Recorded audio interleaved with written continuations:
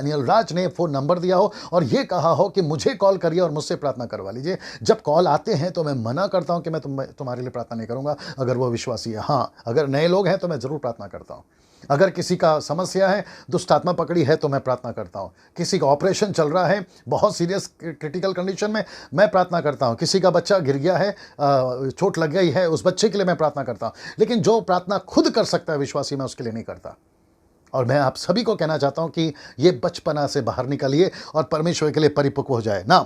World में जितने भी प्रेयर टावर बनाए गए थे या बनाए गए हैं या बनाने जाने वाले हैं, मकसद उनका एक ही था और वो था नए लोगों के लिए प्रार्थना करना। लेकिन 90% लोग वहां कॉल करते हैं, वो विश्वासी पाए जाते हैं। बोलिए गलत है कि सही है? 90% लोग आज विश्वासी लोग कॉल करते हैं। मेरा प्रश्न है, प्रेयर टावर जिसने भी स्टार्ट किया हो, वो कोई भी क्यों ना हो, आपका मकसद क्या था? कुछ लोगों तो मैं जानता भी हूं। आपका मकसद क्या था? मकसद था नए लोगों को प्रभु के राज्य में लाना। नए लोगों को जब पता चलता है कि यहाँ प्रार्थना होती है तो वो कॉल करें, उसके माध्यम से उनको वचन मिले, उनके माध्यम से उनको प्रभु मिले, उनका उद्धार हो। ये मकसद था जहाँ तक मैं समझता हूँ, और यही होना भी चाहिए अगर कोई निकालना चाहता है नया प्रेयर टावर। लेकिन क्या कर रहे हैं कि विश्वासियों को कहते हैं आप कॉल करिए। हैंडबिल चर्च में बढ़ती है, उनकी जो इंफॉर्मेशन है ना, वो चर्च के विश्वासियों में बढ़ती है। मुझे नहीं समझ में आता। अगर आप प्रार्थना करोगे, विश्वासियों सेवकों से बात कर रहा हूं, विश्वासियों के लिए प्रार्थना करते, तो फिर विश्वासी क्या करेगा? विश्वासी क्या करेगा? और अगर आप ये कहोगे ना, ये कॉन्सेप्ट को ध्यान से सुनिएगा, मैं इसके लिए आपको पढ़कर भी सुनाना चाहूंगा। या मत्ती की किताब उसका 6वां अध्याय वचन 7, यीशु ने कहा, परंतु जब तू प्रार्थना करे, 6 का 6 से पढ़ रहा हूं, परंतु जब तू प्रार्थना करे तो अपनी कोठरी में जा, द्वार बंद करके अपने पिता से जो गुप्त में है प्रार्थना कर। तू प्रार्थना कर, नॉट सेवक, तू प्रार्थना कर, किसी एजेंट को मत लाइए। तू प्रार्थना कर और जब तेरा पिता जो गुप्त में देखता है तुझे, याद रखो, तुझे प्रतिफल देगा। वचन 7, प्रार्थना करते समय अन्य जातियों की नहीं बक बक नहीं करना, जिसका मतलब है क्योंकि उनको लगता है क्योंकि वे समझते हैं कि उनके बहुत बोलने से उनकी सुनी जाएगी। ऐसा कुछ नहीं है सर, ऐसा कुछ नहीं है। परमेश्वर आपके मांगने से पहले, वचन कहता है मांगने से पहले वो आपकी प्रार्थना को जानता है, आपकी समस्या को जानता है, आपकी जरूरतों को जानता है। प्रार्थना करा, आगे मैं बताऊंगा, मरकुस का किताब 11 का 24, प्रार्थना कर ली, प्रतीति कर लो कि तुम्हें मिल गया, तुम्हारे लिए हो जाएगा। आप एक ही चीज को रिपीट क्यों करते हैं? आप एक ही चीज को 10 लोगों को क्यों बताते हो? तो इसका मतलब क्या मालूम है? आप परमेश्वर को यह बोलना चाह रहे हैं कि परमेश्वर मेरे अकेले से नहीं होगा, मैं 10 लोगों को अपनी समस्या बताऊंगा, 10 लोग जो हैं आपके पास प्रार्थना करेंगे, तब लगता है कि आप मुझ पर मेहरबान होंगे। ये गलत कॉन्सेप्ट है, ये गलत कॉन्सेप्ट है। इसको देखिए, अगर प्रार्थना करनी है तो सड़कों पर निकलो। सेवकों से बात कर रहा हूं जो प्रार्थना करते हैं फेसबुक यूट्यूब के ऊपर। अगर आपको प्रार्थना करनी है ना तो सड़कों पर निकलो, हॉस्पिटल में जाओ, अनाथ आश्रम में जाओ, गरीब लोगों के पास में जाओ, उनके लिए प्रार्थना करिए ना। जो यीशु मसीह को पहले से जानता है, 5 स्टार होटल की लग्जरी लाइफ जीते हैं, जो कि घर में सब कुछ है उनके, वो सुस्त पड़े हुए हैं, उनको तकलीफ होती है सुबह उठकर प्रार्थना करने में, वो सुस्त का जीवन जी रहे हैं, रात भर टीवी देखते हैं, प्रोग्राम देखते हैं, थिएटर्स जाते हैं, और आप उनके लिए बैठे बैठे प्रार्थना करते हो और ऊपर से कहते हो कि मुझे प्रभु ने कहा आपके लिए प्रार्थना करने लिए। किसको मूर्ख बना रहे भाई? किसको मूर्ख बना रहे आप लोग? वचन, परमेश्वर का डर रखिए भैया। परमेश्वर को गुस्सा है इस बात का। अभी बीच में मुझे कॉल आया था किसी का, जगह का नाम नहीं बताऊंगा, उसने कहा कि पास्टर डैनियल प्रार्थना करो, मुझे किडनी में प्रॉब्लम है। मैंने कहा कि आप विश्वासी हैं? बोला यस मैं विश्वासी हूँ, बचपन से विश्वासी हूँ। फिर मैंने कहा कि फिर आप मुझे क्यों बोल रही हैं प्रार्थना करने के लिए? आपका परमेश्वर आपकी प्रार्थना सुनता है, आप डायरेक्ट प्रार्थना करिए ना। फिर उसने कहा कि नहीं, मुझे ऐसा लगा कि आपको बताऊंगी तो आप प्रार्थना करेंगे। उनका सोच देखिए, उनको तकलीफ है, उसने प्रार्थना करना चाहिए, वो प्रार्थना कर भी रही होगी, गलत नहीं होगा, लेकिन फिर मुझे बताकर मैं क्या करूंगा? वही चीज करूंगा। उसने अगर 50 लोगों को भी कहा होगा तो वही कहा होगा, वही करेंगे, वो भी वही करेंगे। परमेश्वर दासी को चंगाई दे, उन्हें उसको किडनी का समस्या, यही चीज तो प्रभु बोल रहा है कि बकबक मत करो, क्योंकि उनके बहुत बोलने से उनको लगता है कि उनकी सुनी जाएगी। मत करिए ना। मैंने फिर उनको कहा कि सिस्टर आप ये चेक करो कहीं आपके जीवन में पाप तो नहीं है। तब उसको क्लिक हुआ कि जवानी में उनके पिताजी ने कहा कि सेवक से शादी करो। शायद वो बहन सुन भी रहेगी, और मैं उसको कहना चाहता हूं कि मैं आपका मजाक नहीं उड़ा रहा हूं, लेकिन आपके वसीले से अगर किसी को सबक मिलती है, मैं इसलिए ये उदाहरण ले रहा हूं। उनके पिताजी ने कहा कि किसी सेवक से शादी करो, प्रभु के दासों से शादी करो। उसने जाकर किसी ऐसे व्यक्ति से शादी किया जो कि अभी उसका है ना, वो साथ में भी नहीं है, झगड़े चल रहे हैं। ये मुसीबत आ गई है। तो यही चीज तो मैं समझाने जा रहा हूं। याकूब का 5वां अध्याय वचन 13 से लेकर 17 तक में भी तो यही लिखा है ना कि यदि कोई पाप करे तो सेवक प्रार्थना करेगा तो वो चंगा हो जाएगा। मेरा प्रश्न ये, यदि बीमार है तो, यदि पाप किया हो तो, ये सब वही यदि का चक्कर है। मैं आऊंगा उसके ऊपर भी। प्रश्न यहां पर यहां है कि जब आपके जीवन में पाप आता है तब गड़बड़ होती है ना। मैं कोशिश करता हूं कि मैं आपको वचन पढ़वा सकूं। यशायाह की किताब उसका 59 को हिंदी में क्या कहते हैं मुझे नहीं मालूम जी, आपको पहले निकाल देता हूं। उसका 1 जी, यशायाह 59:1 कहता है, सेना सुनो, यहोवा का हाथ ऐसा छोटा नहीं हो गया कि उद्धार ना कर सके, ना वह ऐसा बहरा हो गया है कि ना सुन सके, परंतु वचन 2, परंतु तुम्हारे अधर्म के कामों ने तुमको तुम्हारे परमेश्वर से अलग कर दिया है। See that? तो इसका मतलब है आपके जीवन में गलतियां हैं, अभी आऊंगा उसके ऊपर, और आप दूसरों को प्रार्थना निवेदन दे रहे हैं और आप ये सोच रहे हैं कि वो प्रार्थना करेंगे तो प्रभु सुन लेगा। ये कोई घंटी थोड़ी है कि बार बार बजाएंगे तो सुन लेंगे। परमेश्वर ना तो सोता है ना तो ऊँगता है, वो सदा जीवित है और वो आपकी चिंता करता है। आपके अधर्म के कामों ने आपको अलग कर दिया परमेश्वर से ना। इसको देखिए, आप जो फेसबुक और टीवी और यूट्यूब और में आकर प्रार्थना करते हो, आप लोगों से एक प्रश्न पूछना चाहूंगा, जरा ध्यान से सुनिएगा। जिनके लिए आप प्रार्थना करते हो, जरा शब्द को पढ़िए, जिनके लिए आप प्रार्थना करते हो, क्या आप उनको व्यक्तिगत तौर पे जानते हो? इसको पढ़िए आप। पानी पी लेता हूं, इसको पढ़िएगा, बहुत ध्यान से सुनिएगा सर जी।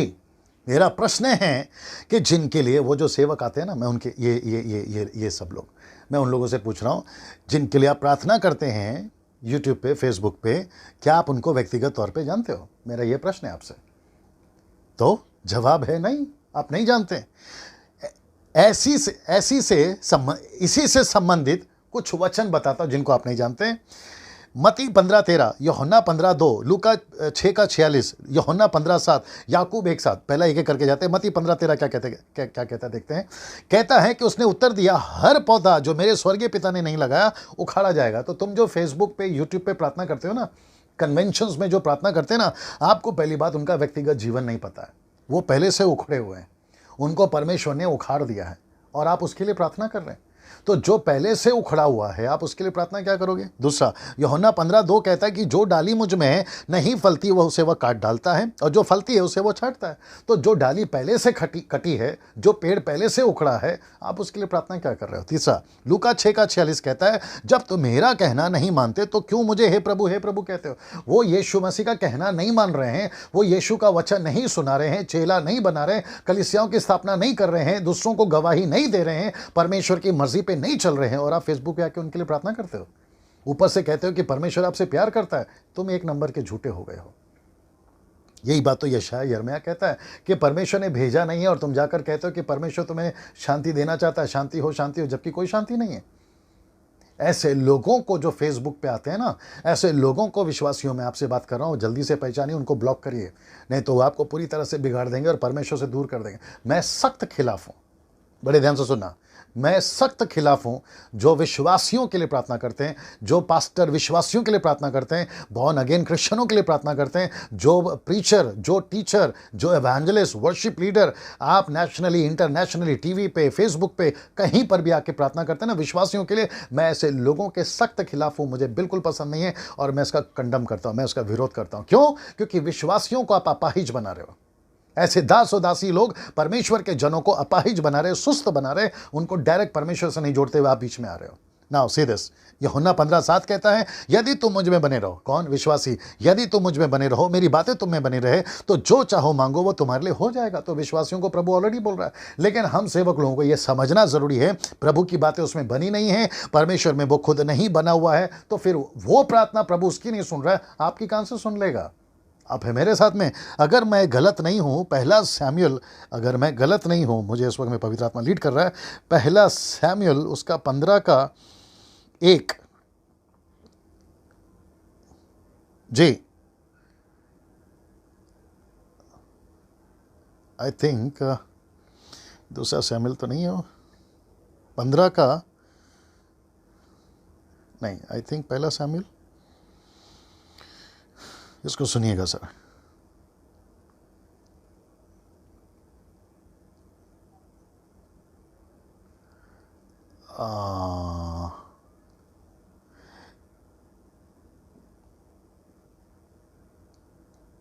एक मिनट, अभी बता देता हूँ।